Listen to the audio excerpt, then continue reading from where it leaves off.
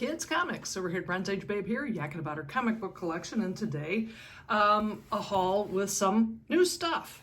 I picked up the Superman 85th Anniversary Collection the other day with a lovely cover by Jim Lee. I'm a big fan of these books. This one is only available in soft cover, which is good because it's hefty.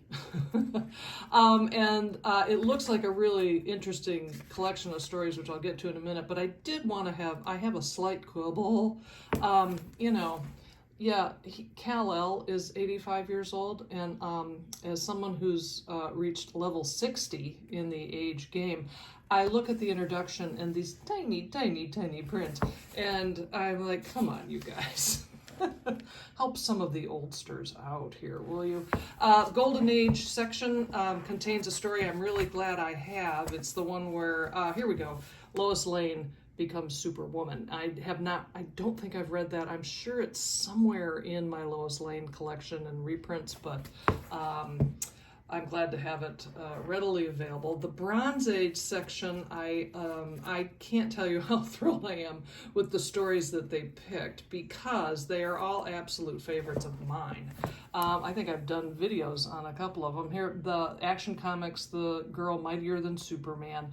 I love this story because she's not a human, she's not a Kryptonian, she's a bird, and that's why she and Kal cannot consummate their relationship or take it any further, because look, she's got plumage. So that's terrific. This story, who is that dog I saw you with last night? I am pretty sure that this is the first issue of Superman that I bought off the rack when I started adding to my Superman collection in earnest. I had a bunch of back issues, and I was having so much fun with those that I started, with what was off the rack. And I know this is one of them.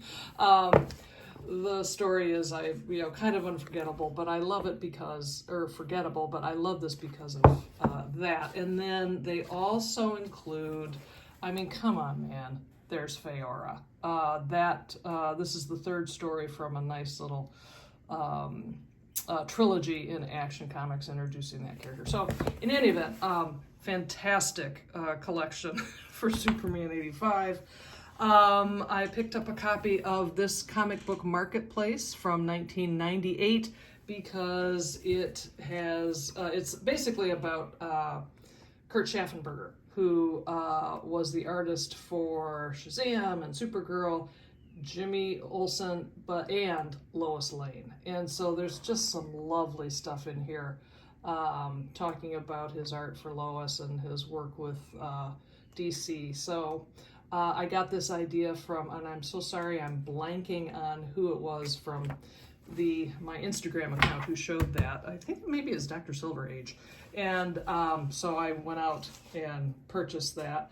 In the new category, this is the Batman number 900, or actually number 135, depending upon how you number those. But this is the Neal Adams variant cover, so it's very special. It's a great example of Neal Adams, later work and interpretation of the character, and glad to have that. And finally, a couple of additions to the Lois Lane on the cover. This is Adventure Comics number 261 with Lois Lane meets Superboy. So I didn't realize this existed until I think I saw someone on one of the socials talk about that. So of course I had to have it. The best addition to my collection recently, though, is this Golden Age Action Comics. I think it's 198 or something. It's hard to read because the purple is so deep.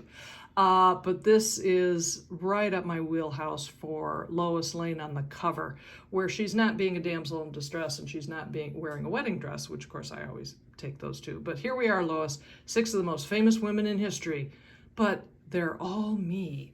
Yes, they are, Lois. That is just a dream come true for this Lois Lane collector. So that is what's new in the collection. Thanks so much for stopping by, and I'll see you next time.